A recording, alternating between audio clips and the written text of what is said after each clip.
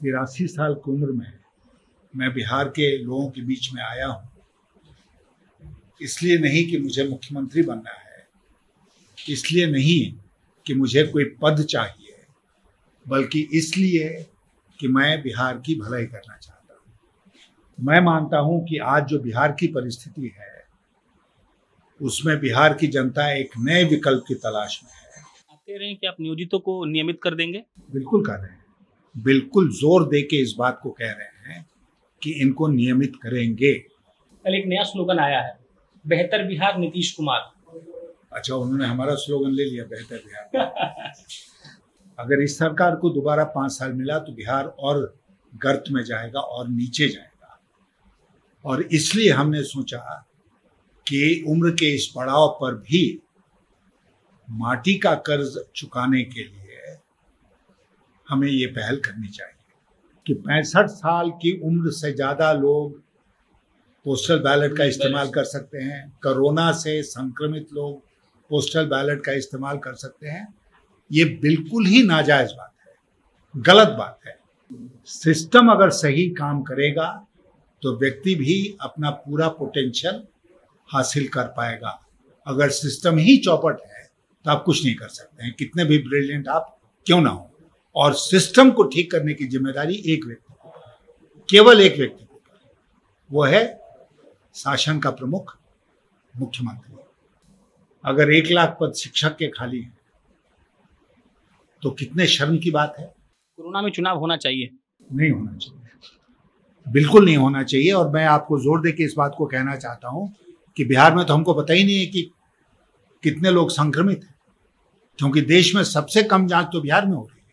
मैंने ये कमिटमेंट किया है अपने से और बिहार की जनता से कि मैं जीवन के जो बचा खुचा समय है मेरे जीवन का, उसको मैं, चाहे सत्ता हमें मिले या ना मिले, हम उस वक्त को, उस समय को बिहार की बेहतरी के लिए लगाएंगे। बिहार में अगर कमी है तो दृढ़ निश्चय की कमी है, संकल्प की कमी है, और इसीलिए बिहार के खेतों में सिंचाई का पानी नहीं पहुंचा।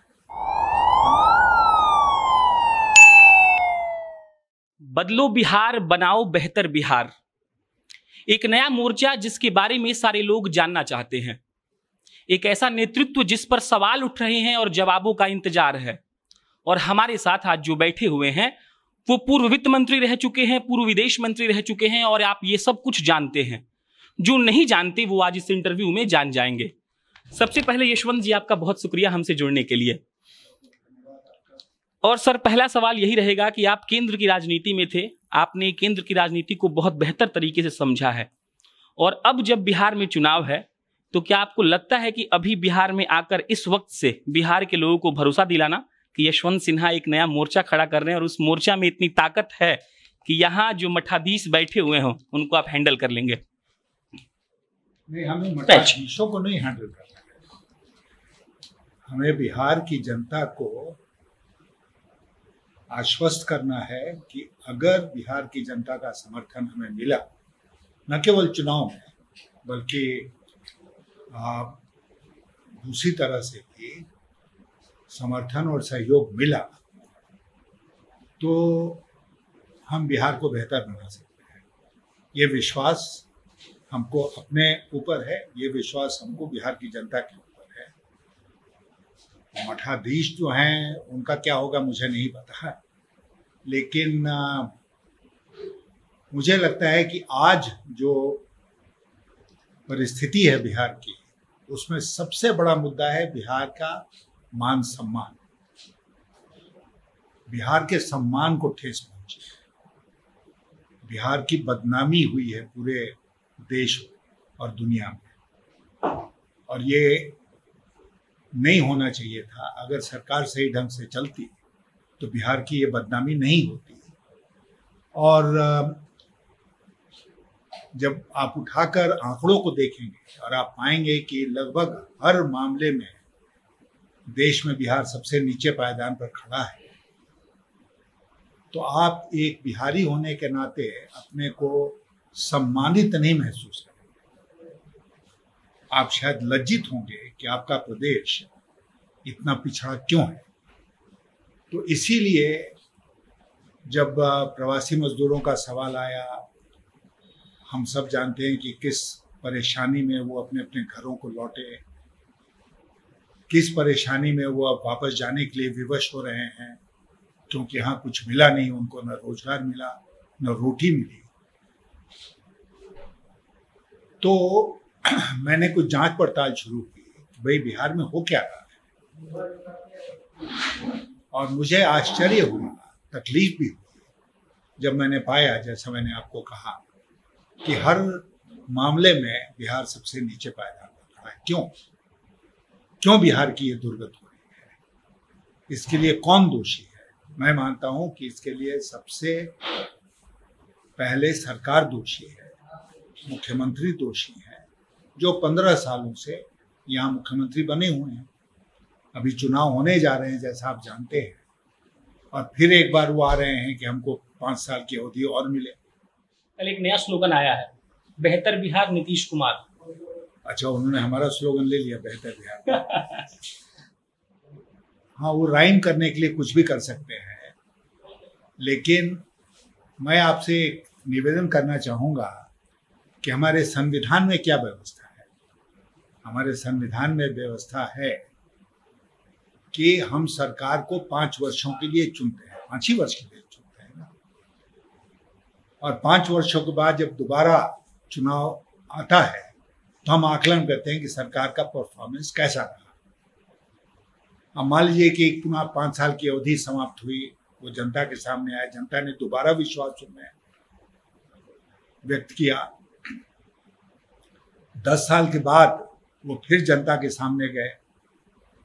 ये दूसरी बात है कि किस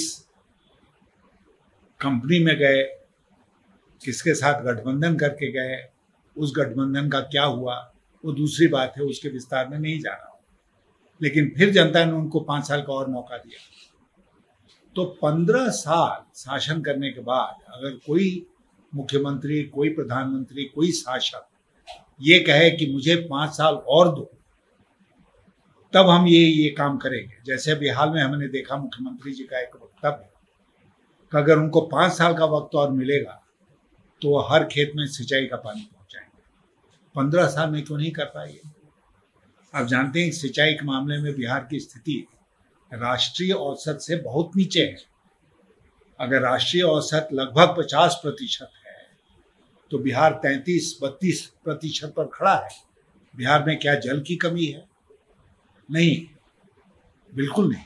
बिहार में अगर कमी है तो दृढ़ निश्चय की कमी है, संकल्प की कमी है, और इसीलिए बिहार के खेतों में सिंचाई का पानी नहीं पहुंचा। 15 साल का वक्त गुजर गया। आप देख रहे हैं कि बिहार में, उत्तर बिहार में खासतौर पर नदियों की क्या स्थिति है इस समय, किस प्रकार बाढ़ आई हुई है। तो ये सारी बातें हैं जिसके चलते एज ए बिहारी हमको लगा कि बिहार का सम्मान खोया हुआ है, खोया इन 15 वर्षों में। हमारा सम्मान खोया एक बिहारी के नाते, और इसीलिए बिहार में आकर कुछ नया करने की जरूरत है, और इसलिए हम आए, बदलो बिहार, बनाओ बेहतर बिहार। यशवंत जी, आपका जो लाइन है, हमारा संकल्प नया विकल्प, सवाल ये है कि लोग ये जानना चाहते हैं कि विकल्प आजकल बहुत लोग आ गए हैं, मैं किसी का नाम मेंशन नहीं करूंगा, आपके विकल्प में ऐसा क्या है जो उन विकल्पों में नहीं है? हमारे विकल्प में सबसे बड़ी बात है विश्वसनीयता की। मैं मानता हूं कि और लोगों के मुकाबले हमारा विकल्प ज्यादा विश्वसनीय है, और हमने कहा है कि हम अपराध मुक्त और भ्रष्टाचार मुक्त बिहार बनाएंगे, शोषण मुक्त बिहार बनाएंगे, क्योंकि उसके बगैर बिहार की तरक्की नहीं हो सकती है। तो ये हम करके दिखाएंगे। अगर जनता का आशीर्वाद हमें मिला तो हम करके दिखाएंगे। और आपके सवाल में मैं ही एक सवाल पूछना चाहता हूँ आपसे या बिहार की जनता से, कि आखिर 83 वर्ष की उम्र में हम फिर क्यों राजनीति में लौट कर आए? हमने तो 2014 में जब लोकसभा का चुनाव आया तो तय कर लिया कि हम चुनावी राजनीति से अपने को अलग कर लेंगे, चुनाव लड़ने में हमारी कोई रुचि नहीं है। 2018 में हमने तय किया कि हम दलगत राजनीति से अपने को अलग कर लेंगे, देश के मुद्दे पर बोलेंगे लेकिन किसी दल में नहीं होंगे। इतना सब फैसला करने के बाद आज 2020 में 83 साल की उम्र में मैं बिहार के लोगों के बीच में आया हूँ, इसलिए नहीं कि मुझे मुख्यमंत्री बनना है, इसलिए नहीं कि मुझे कोई पद चाहिए, बल्कि इसलिए कि मैं बिहार की भलाई करना चाहता हूँ। तो इसमें किसी को क्या एतराज हो सकता है? हमें मौका मिले तो बिहार की भलाई करेंगे। और इसीलिए मैं आपसे कह रहा था कि विश्वसनीयता जो है वो आज के दिन हमारे विकल्प की सबसे बड़ी खूबी है। यशवंत जी, ये सवाल मैं बाद में पूछता, लेकिन आपने जब ये कह दिया कि आप 83 वर्ष की उम्र में आए हैं, तो जो नेता बड़े बड़े दलों में पहले थे अलग हो गए, बहुत ऐसे नेता हैं आप बखूबी जानते हैं, उन नेताओं में से मुझे सिर्फ आप ही दिख रहे हैं जो उम्र का वो पड़ाव पार करने के बाद अब लोग अपने आप को रिटायर मान लेते हैं। तो आप यहाँ बिहार में आ गए, अपने जन्मस्थली में आ गए, काम कर रहे हैं। पहला, इसका पावर क्या है? और दूसरा, क्या सच में आपको ऐसा लगा कि आप नहीं आएंगे तो सब कुछ बिखर जाएगा? जी, हमारी यहाँ आने के पहले आप समझ सकते हैं कि मैंने बहुत गंभीरता के साथ विचार किया, पूरी परिस्थिति काफी जांच पड़ताल की, और हम इस निष्कर्ष पर पहुंचे कि इस सरकार को दोबारा 5 साल नहीं मिलना चाहिए। अगर इस सरकार को दोबारा 5 साल मिला तो बिहार और गर्त में जाएगा और नीचे जाएगा। और इसलिए हमने सोचा कि उम्र के इस पड़ाव पर भी माटी का कर्ज चुकाने के लिए हमें ये पहल करनी चाहिए, और उस इरादे से, उस नियत से मैं आया हूं जनता के बीच में। और कभी कभी जीवन में ऐसे अवसर आते हैं जब आदमी अपनी व्यक्तिगत आकांक्षाओं को, व्यक्तिगत आराम को, सबको ताक पर रखकर कुछ कर पाने के लिए निकल पड़ता है। मैं आज उसी स्थिति में हूं, और ये मैं अपने लिए कुछ नहीं मांग रहा हूं। अगर कुछ मांग रहा हूं तो बिहार के लिए मांग। बलिया के बाबू साहब ने आपको कहा था कि सबसे ज्यादा गंदी होती है जिले की राजनीति, फिर राज्य की, और उसके बाद केंद्र की। मैंने आपको कहते हुए सुना कहीं। तो अब राज्य की राजनीति को उस गंदगी से बाहर निकालेंगे, और कैसे? राज्य की राजनीति में मैं पहले भी था। जब मैं, आप चंद्रशेखर जी की बात कर रहे हैं, चंद्रशेखर जी, ये सही है कि जब तक मैं उनके साथ था तो उन्होंने हमको प्रदेश की राजनीति से बचा कर रखा, दूर रखा, और कारण ये था कि शायद यहाँ की राजनीति हमारे लिए मुआफिक नहीं हो। लेकिन जब मैं भारतीय जनता पार्टी में आया तो राज्य की राजनीति में आया। मैं यहाँ नेता प्रतिपक्ष था, यहाँ भारतीय जनता पार्टी का प्रदेश अध्यक्ष था, बिहार की राजनीति में पूरी तरह से इन्वॉल्व। मुख्यमंत्री बन सकते थे आप, पार्टी हार गई। हाँ, वो दूसरी बात है। लेकिन फिर 1998 के चुनाव में मेरे ऊपर दबाव बनाया गया कि मैं लोकसभा का चुनाव लड़ूं, और जब मैं लोकसभा का चुनाव लड़कर सफल हुआ तो केंद्र में आडवाणी जी और अटल जी ने हमको वित्त मंत्री बना दिया। तो फिर हम केंद्र की राजनीति में वापस चले गए। मुझे कोई परहेज नहीं है, न जिले की राजनीति से है, न ब्लॉक की राजनीति से है, न प्रदेश की राजनीति से है, न देश की राजनीति से। जब आप राजनीति के क्षेत्र में हैं तो हर लेवल पर आपको राजनीति करनी है। यशवंत जी, अनुभव आपके पास बहुत है। आप जानते हैं कि पूरे देश की अगर राजनीति में विपक्ष की भूमिका की बात करें तो वो कमजोर है, इसलिए क्योंकि बिखराव है। बिहार की राजनीति में क्या ऐसा आज नहीं हो रहा है? अगर यशवंत जी जाएं और उन लोगों को कहें जो विपक्ष में हैं कि कुछ ऐसा प्लान सेट करो और विकास की बात करो, तो हो सकता है कि आप बदलाव करने में ज्यादा सक्षम हो। क्या आप ये सोच रहे हैं? क्या आगे का कोई प्लान है? देखिए, ऐसा है कि अक्सर लोग यही समझते हैं, मैं भी मानता था, मैं भी इस राय का था कि अगर किसी बहुत मजबूत दल को हराना है जो सत्ता में है तो सारे विपक्ष को एक होना पड़ेगा। पिछली लोकसभा तक के चुनाव तक मैं इस विचार का था, और ममता बनर्जी ने परेड ग्राउंड में जो बड़ी मीटिंग, एक जनसभा बुलाई थी जिसमें उन्होंने हमको भी आमंत्रित किया था, तो वहां पर मैंने मंच से इस बात को कहा कि जितने दल यहाँ पर हैं और जो नहीं भी हैं सबको इकट्ठे आना चाहिए। अब मेरा विचार थोड़ा अलग है, और वो अलग इसलिए है कि आम आदमी पार्टी ने दिल्ली में किसी से समझौता नहीं किया ना। 3 चुनाव लगातार जीतते रहे हैं, लेकिन उन्होंने किसी दल के साथ कोई समझौता नहीं किया, अकेले चुनाव लड़े और उसका बहुत अच्छा परिणाम आया। तो हमारी ही देश की राजनीति में, चुनावी राजनीति में ऐसे अनेक उदाहरण हैं, जबकि साथ मिलकर नहीं, अलग अलग लड़ना ज्यादा फायदेमंद हो सकता है। और मैं मानता हूं कि आज जो बिहार की परिस्थिति है, उसमें बिहार की जनता एक नए विकल्प की तलाश में है, और हम उसके सामने ये नया विकल्प दे रहे हैं। तो इसलिए अगर किसी का सहयोग हमको मिल जाता है तो अच्छी बात है। हम अपने सिद्धांतों पर, कार्यक्रमों पर, उसूलों पर कॉम्प्रोमाइज नहीं करेंगे। उस शर्त के साथ अगर कोई हमारे साथ कोऑपरेट करता है तो हमें खुशी होगी, लेकिन मैं किसी और का शर्त मानने के लिए अपने को मजबूर नहीं मानता हूँ।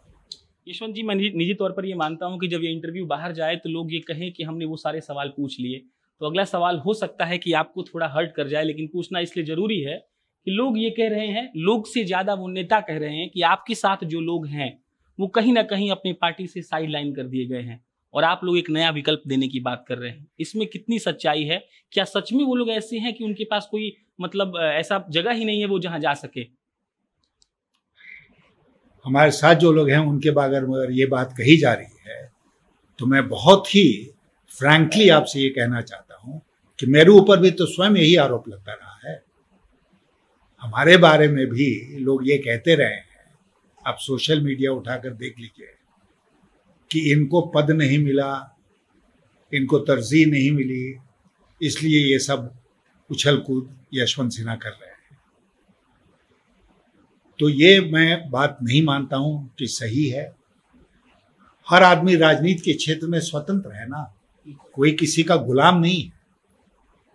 गुलामी करने के लिए आदमी राजनीति में नहीं आता है। आदमी स्वेच्छा से राजनीति में आता है। जब तक कहीं रहना उसको सूट करता है तो वो वहां रहता है। मतभेद हो जाते हैं, पति पत्नी में मतभेद हो जाते हैं तो लोग डिवोर्स लेते हैं ना। तो राजनीतिक व्यक्तियों में अगर मतभेद हो जाए और वो एक दूसरे से अलग हो जाए तो इसमें अजूबा बात क्या है? नहीं है। मैं भी बहुत अरसे तक भारतीय जनता पार्टी में रहा, फिर मैंने उसको छोड़ दिया क्योंकि हमारे मतभेद हो गए, और इसलिए मैं कुंठा में नहीं जीना चाहता था, स्वतंत्र जीना चाहता था, इसलिए मैंने छोड़ दिया भारतीय जनता पार्टी। तो इसलिए ये जो आरोप है ये बिल्कुल बेबुनियाद है।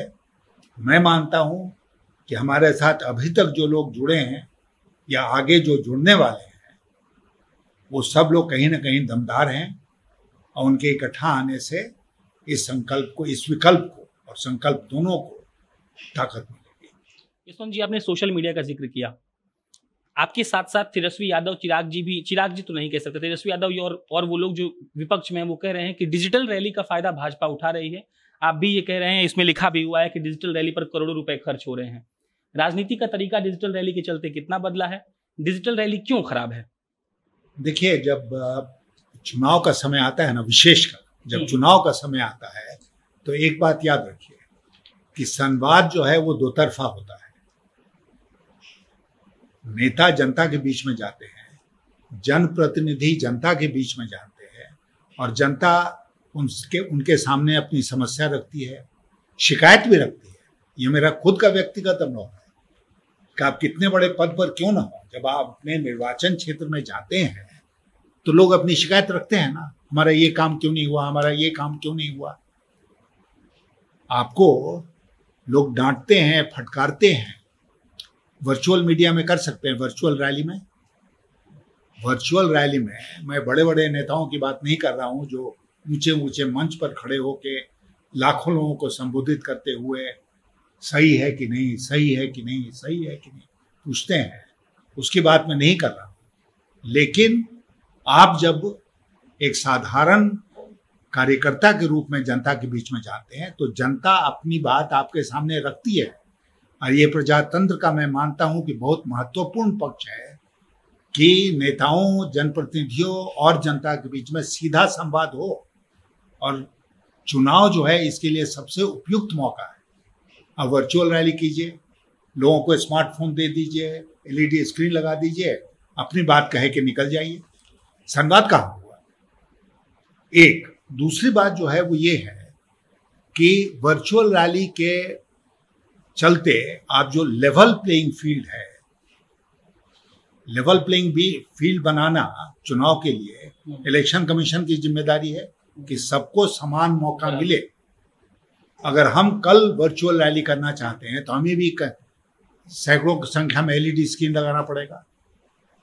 हमको भी कहीं ना कहीं हजारों की संख्या में शायद स्मार्टफोन थमाना पड़ेगा लोगों को मुफ्त में, ताकि लोग इसको देख सकें और ताकि उसके बाद हम कह सकें कि अगर 5,000 लोग भी हम लोगों ने मेरी बात सुनी तो हम ये दावा कर सकें कि 5 लाख लोगों ने मेरी बात सुनी। इसलिए गलत है वर्चुअल रैली। और दूसरी बात कि हमारे यहाँ टेक शिक्षित कितने लोग हैं हमारे प्रदेश में जो इन सब बातों को आसानी से जानते हैं, पहचानते हैं।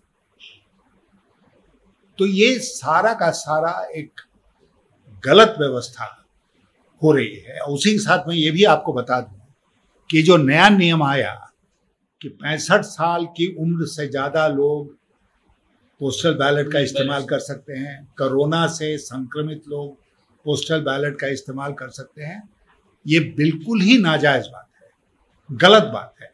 मैं पिछले लोकसभा के चुनाव में और विधानसभा के चुनाव में झारखंड में मैं स्वयं गया था अपने बूथ पर वोट देने के लिए। और जब मैं वहां पहुंचा तो इसलिए नहीं कि मैं यशवंत सिन्हा हूं, बल्कि इसलिए कि मैं वयोवृद्ध था। लोगों ने स्वयं कहा कि आप जाइए लाइन के आगे और सबसे पहले जाके अपना वोट डाल दीजिए। और मैं गया और प्रिजाइडिंग ऑफिसर ने इसकी अनुमति दी। मैं जाकर अपना वोट देकर निकल गया। तो इसलिए कोई खटिया में जाता है, कोई मचिया में जाता है, कोई कुर्सी पर जाता है, कोई बीमार जाता है, सब लोगों को लोग वोट देने का मौका देते हैं ना। 65 साल की उम्र में हम घर बैठे हैं। 65 साल की उम्र कोई ऐसी उम्र नहीं हो गई कि आप लाचार हो गए। और उसमें जो नियम बन रहा है जिसका जिक्र मीडिया में आया, तो ये है कि 65 साल के आदमी को जाना पड़ेगा सरकारी दफ्तर में, वहां जाके दरखास्त देना पड़ेगा कि मैं पोस्टल बैलेट का इस्तेमाल करना। उसका एक बड़ी जटिल प्रक्रिया है। तो वो जाएगा सरकारी दफ्तर में, उससे बेहतर है कि वो बूथ में जाए और वहां जाके वोट अपना डाल के चला आए। ये संक्रमित जो है कोरोना से, उसके पास कौन जाएगा? उसको कागज देने के लिए, उसका कागज लेने के लिए उसको कौन काउंट करेगा? ये बिल्कुल गलत बात है। और ये केवल इसलिए है कि इस प्रकार के वोट को प्रभावित किया जा सके और एक खास दल या गठबंधन विशेष के पक्ष में ये मतदान पूरा हो।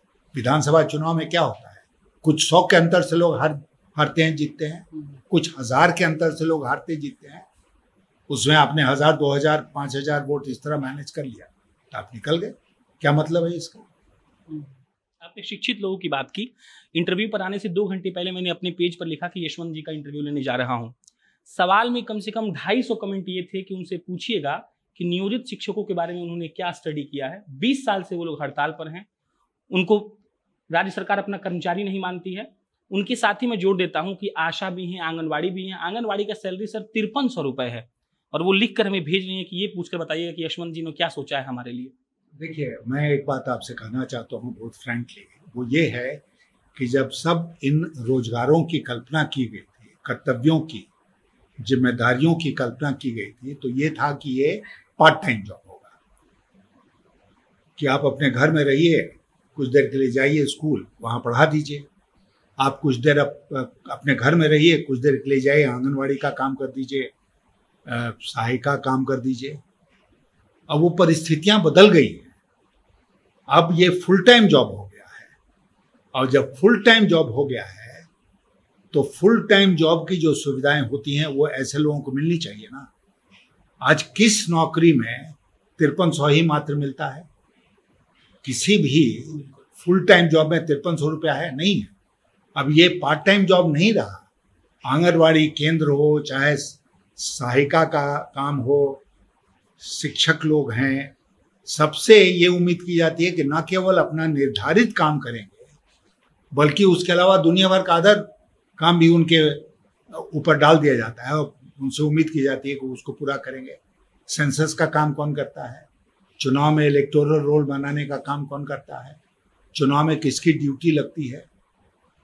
तो ये इन सब बातों को ध्यान में रखते हुए मैं बिल्कुल इस निश्चित मत का हूं कि इस पूरे वर्ग के साथ इंसाफ होना चाहिए और इनको परमानेंट एम्प्लॉयमेंट मिलना चाहिए और पे ग्रेड मिलना चाहिए उसके अनुसार। आप कह रहे हैं कि आप नियोजितों को नियमित कर देंगे? बिल्कुल कर रहे हैं, बिल्कुल जोर दे के इस बात को कह रहे हैं कि इनको नियमित करेंगे।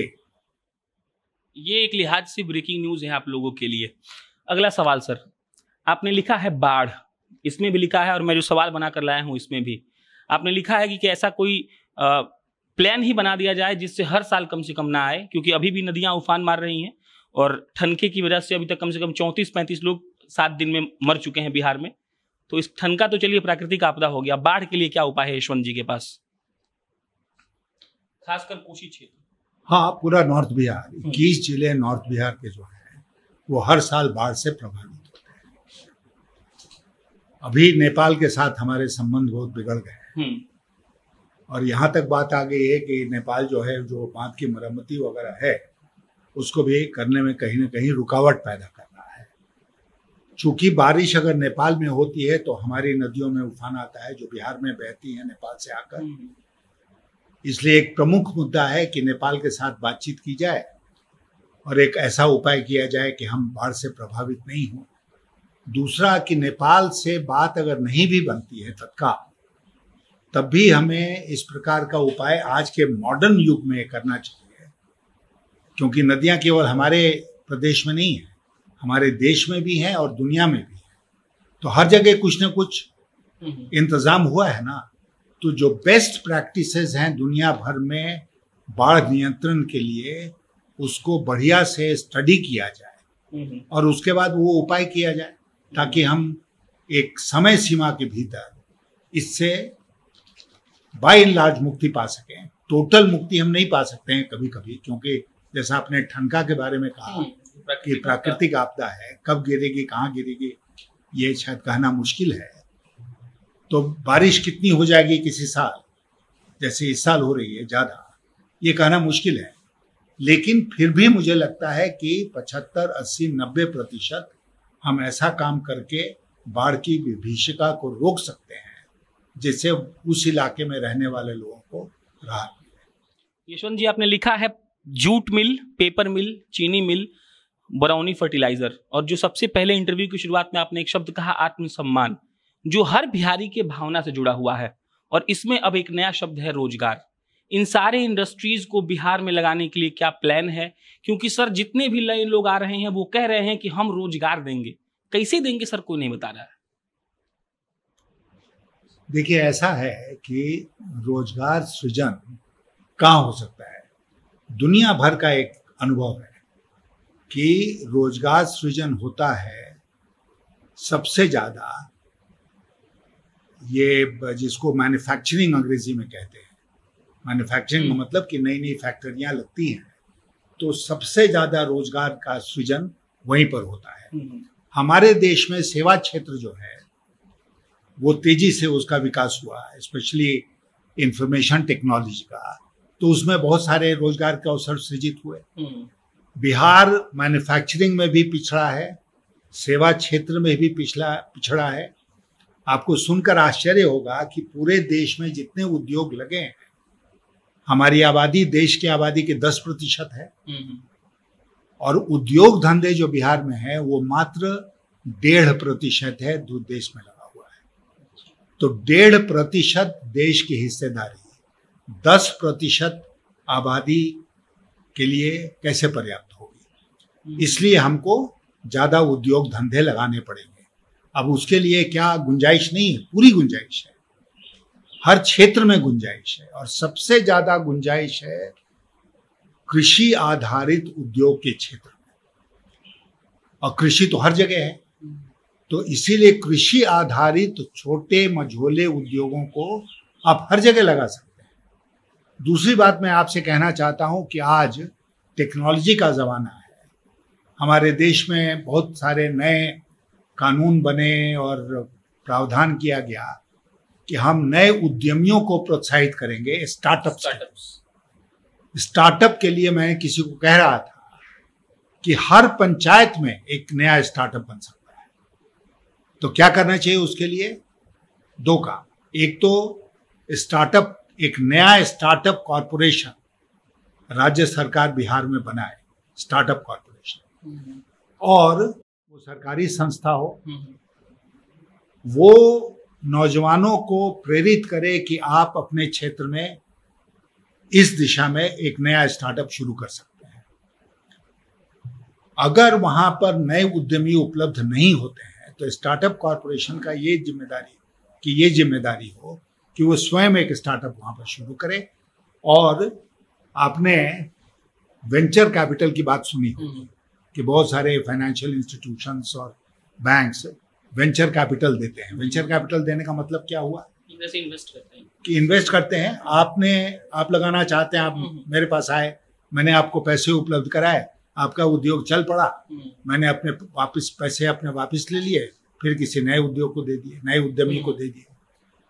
तो ये काम ये कॉरपोरेशन कर सकता है और बड़े पैमाने पर हम नए उद्योग बिहार में लगा सकते हैं। स्टार्टअप, छोटे मझोले, स्मॉल इंडस्ट्रीज, कॉटेज इंडस्ट्रीज, क्या नहीं हो सकता है बिहार में अगर हम चाहें तो। लेकिन ये जो आपने पढ़ के सुनाया कि चीनी मिल बंद हो गए, जूट मिल बंद हो गए, बरौनी रिफाइनरी या जो फर्टिलाइजर कारखाना था वो बंद हो गया, उद्योग धंधे बंद होते चले गए बिहार में और किसी ने चिंता नहीं की। अभी मैंने अखबार में देखा कि मुख्यमंत्री जी ने इस बात पर तकलीफ व्यक्त की, दुख व्यक्त किया बैंकों की एक बैठक में कि हमारा क्रेडिट डिपॉजिट रेशियो नीचे जा रहा है, यानी कि जितना पैसा हम बैंकों में जमा करते हैं उसकी तुलना में बैंक हमको नए उद्योगों के लिए पैसा नहीं देते हैं। मुझे याद है कि सन 98 में जब मैं देश का वित्त मंत्री बना था तो यहाँ मैंने बैंकों की एक बैठक बुलाई थी। उसमें उस समय बिहार सरकार के प्रतिनिधि भी थे और इसी बात पर हम लोग चिंता व्यक्त कर रहे थे कि बिहार में क्रेडिट डिपॉजिट रेशियो इतना कम क्यों है। आज 22 साल के बाद अगर यहाँ के प्रदेश के मुख्यमंत्री को वही रोना पड़े तो इसका मतलब कि तरक्की नहीं हुई, गिरावट आई। तो हम लोग कर क्या रहे थे? क्यों नहीं हम लोगों ने तरक्की की? क्यों नहीं बैंकों के ऊपर दबाव बनाया? क्यों बिहार का पैसा जा रहा है दूसरे प्रदेशों में उद्योग धंधा लगाने के लिए? पैसे की कमी नहीं है, पैसा बहुत है, अफराद है देश में, वो आ सकता है। और इसीलिए मैं अपने वित्त मंत्री काल का जितना भी अनुभव है देश और दुनिया का, उसको मैं लगाऊंगा बिहार की तरक्की में। कि संसाधनों का जो ये कृत्रिम अभाव की बात होती है उससे आगे बढ़कर हम संसाधन उपलब्ध कराएं, सही योजनाएं बनाएं और बिहार को एकदम पाठ दें उद्योग धंधे से, इस प्रकार कि किसी बिहारी को रोजगार के लिए बाहर जाने की जरूरत नहीं पड़े। यशवंत जी, रोजगार मिल जाएगा, कोई स्टार्टअप शुरू हो गया, लेकिन शाम में जब दरोगा जी और रंगदार लोग चाय पीने आएंगे उसके लिए क्या व्यवस्था है? इसीलिए मैंने आपसे कहा कुछ देर पहले कि अगर विधि व्यवस्था इस प्रदेश की दुरुस्त नहीं हुई, अगर भ्रष्टाचार से मुक्ति हमने नहीं पाया तो आर्थिक तरक्की की बात करना बेमानी है। इन्वेस्टमेंट वहीं जाता है, पूंजी वहीं लगती है जहां पूंजी लगाने वाला आश्वस्त होता है कि हमारी पूंजी भी सुरक्षित है और हम भी सुरक्षित हैं। अगर उसको लगेगा कि हम ही सुरक्षित नहीं हैं, दरोगा जी की बात छोड़ दीजिए, सिपाही जी भी जाके और उनको परेशान कर सकते हैं और 20 प्रकार के जो इंस्पेक्टर्स हैं वो जाके परेशान कर सकते हैं, तो लोग नहीं आएंगे बिहार में उद्योग।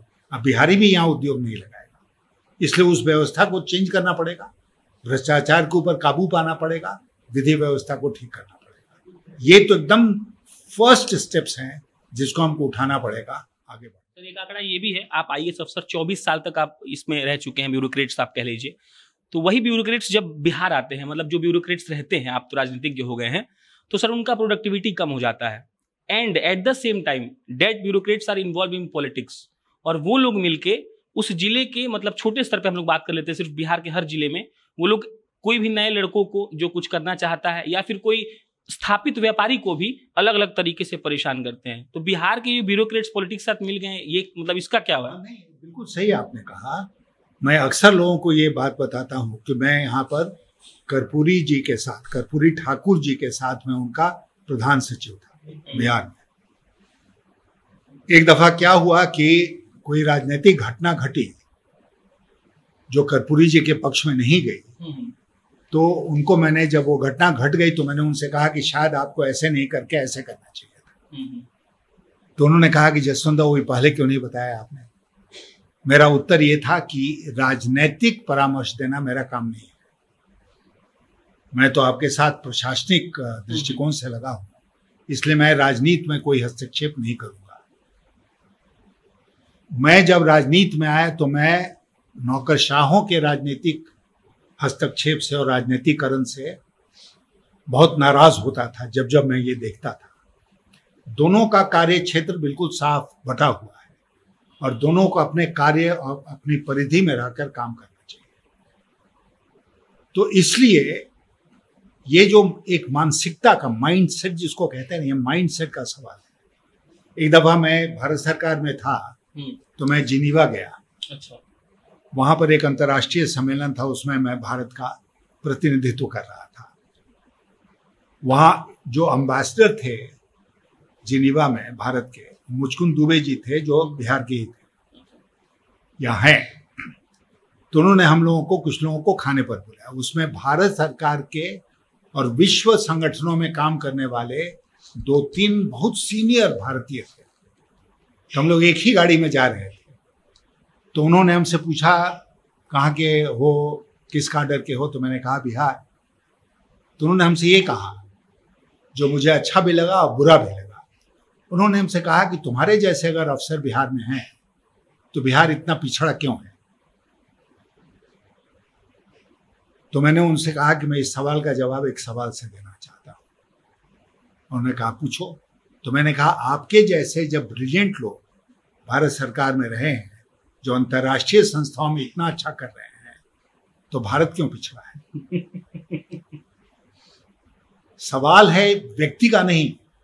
मैं जोर दे के आपसे इस बात को कहना चाहता हूं कि सवाल है सिस्टम का। सिस्टम अगर सही काम करेगा तो व्यक्ति भी अपना पूरा पोटेंशियल हासिल कर पाएगा। अगर सिस्टम ही चौपट है तो आप कुछ नहीं कर सकते हैं, कितने भी ब्रिलियंट आप क्यों ना हो। और सिस्टम को ठीक करने की जिम्मेदारी एक व्यक्ति को, केवल एक व्यक्ति को, वो है शासन का प्रमुख, मुख्यमंत्री। अगर वो चाहेगा सिस्टम, लॉ एंड ऑर्डर की बात हम लोग कर रहे थे ना, 3 से 6 महीने के भीतर लॉ एंड ऑर्डर ठीक नहीं हुआ, आप मान लीजिए कि आप बिल्कुल ही असफल हो गए, कंप्लीट फेलियर है। संदेश जाना चाहिए ऊपर से लेकर नीचे तक सारे नौकरशाहों के बीच में कि अब ये नहीं चलेगा, ये व्यवस्था बदलेगी। और मेरे जैसा व्यक्ति जो कि उस पक्ष को भी जानता है, इस पक्ष को भी जानता है, हम आपको आश्वस्त करते हैं आज के दिन कि 3 से 6 महीने के भीतर बिहार की व्यवस्था बदली जा सकती है। यशवंत जी का एक किस्सा भी याद आ गया। जब ये आईएएस अफसर थे तो आपने एक मुख्यमंत्री साहब को कहा था कि I can become chief minister one day but you can not become IAS. गलत था वो, हमको नहीं कहना चाहिए था ऐसा, लेकिन जवानी का जोश था। मैं किसी संताल परगना एक जिला हुआ करता था, वहां पर मैं डिप्टी कमिश्नर था। अब कुछ बदकही हो गई, मैंने उनकी तरफ से कुछ ऐसी बात कही गई कि मुझे लगा कि मेरा सार्वजनिक रूप से अपमान हुआ। मैं आपको बता दूं, शायद ये हमारे व्यक्तित्व की कमजोरी है कि मैं अपमान नहीं सह सकता। कभी जिंदगी में मैंने अपमान नहीं। हम जब बाइक से आ रहे थे तो हमारे साथी अमन हैं, इन्होंने मुझे बाइक से ही कहा कि प्रशांत आप ये ख्याल रखिएगा कि वो अपमान नहीं सहते हैं, क्योंकि हम रिसर्च कर रहे थे जब आप पे, तो आपने ये लाइन बहुत लोगों को कही है कि मैं अपमान नहीं सहता हूँ। तो एक बिहारी के नाते बिहार का अपमान नहीं सह सकते हैं, एक व्यक्ति के नाते अपना व्यक्तिगत अपमान नहीं सह सकते हैं। और जब ये बदकही बढ़ी और मुख्यमंत्री महोदय ने हमसे कुछ कहा तो उसके उत्तर में ये कह दिया मैंने, लेकिन मैं किसी नौकरशाह को ये परामर्श नहीं दूंगा कि वो वही कहें या करें जो मैंने किया था 1967 में संथाल परगना के मुख्यालय में दुमका में। यशवंत जी, अब रोजगार पर एक और सवाल है। सरकारी नौकरी पर यह सवाल है कि कोई भी सरकारी नौकरी 5 साल पर आती है। पिछले 2 महीनों से अगर आप अखबार इकट्ठा करिए तो रोज बहाली निकल रही है, कभी 14 बहाली, कभी 94,000 शिक्षकों की बहाली। और सर, अगर चुनाव बीत जाता और यही बहालियां होती और इनका फॉर्म जमा होता, 1 महीने बाद ये कोर्ट में केस जाता, 3 साल चलता और अब 2025 में उनको नौकरी मिलती। इस पर क्या सिस्टम, क्यों ऐसा सिस्टम हो गया है सर कि हर चुनाव में बहाली निकल रही है 1 लाख लोगों की ताकि वोट मिल जाए, चाहे कोई भी रहा हो? सर, मैं सरकारों को बोल रहा हूं, सरकार को नहीं। नहीं, बिल्कुल सही कहा आपने। और इसीलिए मेरा वो कहना जो था थोड़ी देर पहले कि सिस्टम को दुरुस्त करना है। क्यों ऐसा होता है कि लोग महसूस करते हैं कि उनके साथ इंसाफ नहीं हुआ और न्यायालय की शरण में जाना पड़ता है इंसाफ के लिए उनको? शिक्षकों की बहाली हुई ना, उसका क्या हश्र हुआ? तो इसलिए मेरा मानना है कि बहाली में एक तो सरकार में इतने पद खाली रखने का कोई तुक नहीं है। अगर 1 लाख पद शिक्षक के खाली हैं तो कितने शर्म की बात है। पढ़ाई लिखाई में क्या हो रहा है? ये पटना विश्वविद्यालय जो मेरा विश्वविद्यालय था, और हम लोग बहुत फख्र के साथ कहते थे कि हम पटना विश्वविद्यालय के छात्र, जहाँ आपने पढ़ाया भी है शायद, जहाँ हमने पढ़ाया भी है 2 साल, तो आज वहां पर हिस्ट्री डिपार्टमेंट में 1 प्रोफेसर है, कहीं एक भी प्रोफेसर नहीं किसी पोस्ट ग्रेजुएट डिपार्टमेंट में। पटना विश्वविद्यालय की ये हालत हो गई है, क्या पढ़ाई होगी? और यहाँ का पढ़ा हुआ बच्चा जो जाएगा बाहर वो क्या कर पाएगा? तो इसलिए पहला काम जो होना चाहिए नई सरकार का वो ये होना चाहिए कि सरकार में, सेमी सरकार, सरकारी संस्थाओं में जितनी रिक्तियां हैं उन सबको भरा जाए, तभी ना काम आगे बढ़ेगा। जब स्टाफ ही नहीं हुआ तो काम कैसे होगा? उनको भरा जाए। और मैं आपसे कहता हूं कि हजारों नहीं, लाखों की संख्या में ये रिक्तियां हैं जो कि भरी जा सकती हैं और लाखों लोगों को रोजगार मिल सकता है। उसके अलावा हमको नए रोजगार के अवसर की तलाश करनी होगी, लेकिन फिर सब कुछ करने के लिए व्यवस्था ऐसी बनानी पड़ेगी, इंतजाम ऐसा करना पड़ेगा कि बिल्कुल पारदर्शी हो और उसमें कहीं किसी शिकायत की गुंजाइश नहीं बचे। और इसीलिए अगर कोई उसके बावजूद भी कोर्ट में जाता है तो आप मजबूती के साथ अपना केस रखिए ताकि वो 3 साल नहीं लटका रहे। और आप न्यायालय के न्यायाधीशों से बात कीजिए, चीफ जस्टिस से तो बात कीजिए कि कुछ ऐसे मुद्दे हैं जिसमें मामला न्यायालय में नहीं लटकना चाहिए, उस पर तुरंत फैसला होना चाहिए। कोरोना में चुनाव होना चाहिए? नहीं होना चाहिए, बिल्कुल नहीं होना चाहिए। और मैं आपको जोर दे के इस बात को कहना चाहता हूं कि बिहार में तो हमको पता ही नहीं है कि कितने लोग संक्रमित हैं, क्योंकि देश में सबसे कम जांच तो बिहार में हो रही है। और हम कह रहे हैं कि नहीं हम बड़ा अच्छा कर रहे हैं, ये कर रहे हैं, वो कर रहे हैं। बिहार में जो स्थिति है वो आज के दिन भयावह है, आने वाले दिनों में और भयावह होगी। और मुझे चुनाव कराने का भी अनुभव है, चुनाव में भाग लेने का भी अनुभव है।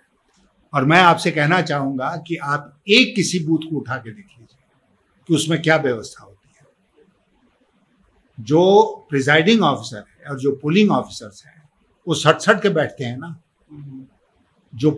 जो एजेंट्स हैं पॉलिटिकल पार्टीज के वो बिल्कुल कंधा से कंधा मिला के बैठते हैं। ऐसी कोई व्यवस्था नहीं है कि वो पोलिंग स्टेशन इसके लिए डिजाइन नहीं है। आप तो पोलिंग स्टेशन बना देते हैं, किसी स्कूल बिल्डिंग को, किसी कम्युनिटी हॉल को, कोई और बिल्डिंग मिल जाती है तो उसको आप बना देते हैं। वहां पर सोशल डिस्टेंसिंग या फिजिकल डिस्टेंसिंग हो ही नहीं सकता। और उसके बाद वोटर आएंगे तो बिहारी भाषा का अगर इस्तेमाल करें तो लोग लग्गी से वोट देंगे। ये भी हमने कहीं पढ़ा कि वो बांस का एक टुकड़ा रख देंगे, कहेंगे किसी से बटन को दबाओ। अरे वो तो उंगली से बटन दबाने में ठीक से नहीं दबा पाता है, आप लग्गी से उसको कहिएगा वोट दे दो। ये प्रजातंत्र का माहौल है। तो इसलिए मैं तो इस निश्चित मत का हूं। और चुनाव केवल ये नहीं है कि उस दिन जिस दिन मतदान की तिथि है उस दिन लोग जाके अपना मतदान कर दें। चुनाव के लिए तैयारी करनी पड़ती है ना, पूरा प्रशासन चुनाव में लगता है, पूरी व्यवस्था जो है, सारी गाड़ियां जब्त हो जाती हैं, ट्रक्स जब्त हो जाते हैं, होता है ना। तो ये कोरोना से लड़ेगा प्रशासन कि चुनाव कराएगा? क्या कराएगा? इसलिए इस माहौल में, जबकि कोरोना और भयंकर होने जा रहा है बिहार में, चुनाव कराना बिल्कुल नादानी है। किसी भी प्रकार से स्वच्छ निष्पक्ष चुनाव नहीं हो सकते। और जब तक कि चुनाव आयोग नहीं चाहता है कि किसी खास राजनीतिक दल को या गठबंधन को इसका लाभ मिले, चुनाव आयोग अपने संवैधानिक जिम्मेदारियों का पालन करना चाहता है, तो उसको चुनाव को मुलतवी करना चाहिए। ये अंतिम 3-4 मिनट हैं। आपकी मोर्चा को मैंने कोई नाम नहीं दिया, तीसरा, चौथा, पहला, जो भी हो, क्योंकि आपने अपने पहले प्रेस कॉन्फ्रेंस में कहा था ये वक्त बताएगा। लेकिन ये पूछने का अधिकार मुझे है कि यशवंत सिन्हा क्या आज ये गारंटी इस बात की देंगे कि आपके बैनर तले जो भी चुनाव लड़ेगा उस पर एक भी क्रिमिनल केस नहीं होगा, वो रंगदार नहीं होगा, वो बाहुबली नहीं होगा, वो अपराधी नहीं होगा, वो बाहुबली नहीं होगा, वो रंगदार नहीं होगा? इस बात का मैं स्पष्ट आपको आश्वासन दे रहा हूं। उसके ऊपर कोई भी क्रिमिनल केस है कि नहीं है? मेरे ऊपर क्रिमिनल केस है। मुझे न्यायालय में उपस्थित होना पड़ा कि किसी कहीं 144 धारा का उल्लंघन किया, वहां केस हो गया, कहीं और कुछ हुआ, तो केसेस तो हो जाते हैं लोगों के ऊपर पब्लिक लाइफ में, उसको हम क्रिमिनल नहीं मानते। लेकिन अगर आपने सचमुच में अपराध किया, आपके ऊपर मर्डर का चार्ज है, आपके ऊपर भ्रष्टाचार का चार्ज है, आपके ऊपर रेप का चार्ज है और किसी उत्पीड़न का चार्ज है, गंभीर चार्ज है, तो आप अपराधी हैं, ये मान के चलना पड़ेगा और उस अपराधी चरित्र के व्यक्ति को चुनाव से दूर रखना चाहिए। अंतिम सवाल, बिहार के लोगों को बता दीजिए कि आपकी इस विकल्प में जितना हमने बातचीत की, वो क्या वो टर्न पॉइंट है जिसको समझकर लोग यशवंत सिन्हा पर भरोसा कर लें? मैं एक ही बात अंत में कहूंगा आपसे, वो ये है कि हमारे विकल्प के लिए, बेहतर बिहार बनाओ के लिए चुनाव एक पड़ाव है, अंतिम लक्ष्य चुनाव नहीं है। चुनाव मात्र एक पड़ाव है। प्रजातांत्रिक व्यवस्था में चुनाव के माध्यम से ही सरकारें बदलती हैं। सरकार बदलना जरूरी है, इसलिए चुनाव में जाना जरूरी है।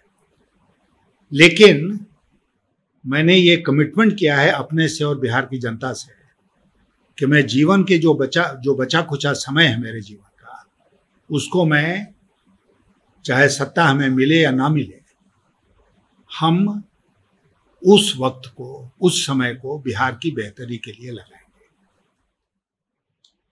ये यशवंत सिन्हा थे। अंतिम लाइन मुझे निजी तौर पर पसंद आई कि उसे बिहार की बेहतरी के लिए लगाएंगे, जो अंतिम क्षण ये जी रहे हैं। ये बेहतर बात है उन राजनीतिज्ञों के लिए जो अपना भविष्य बिहार में देखते हैं। बाकी यशवंत जी ने जो कहा उसे आपने सुना। आप अंत में ये मेरी टिप्पणी सुन लीजिए कि जब कोई ये कहता है कि मैं बिहार में रोजगार को एक नए तरीके से पेश करूंगा, जब ये सवाल पूछा जाता है कि जब दरोगा साहब आपसे शाम का गिफ्ट लेने आएंगे तो जवाब ये आता है कि सिस्टम को ठीक करना पड़ेगा, तो आप भी इस पर विचार कर सकते हैं। अंत में कैमरा के पीछे अविनाश, अंकित और अमन, आज 3 व्यक्ति खड़े हैं, उन्होंने बेहतरीन काम किया है। मैं प्रशांत राय हूं, आप जनता जंक्शन देख रहे थे। बहुत बहुत धन्यवाद।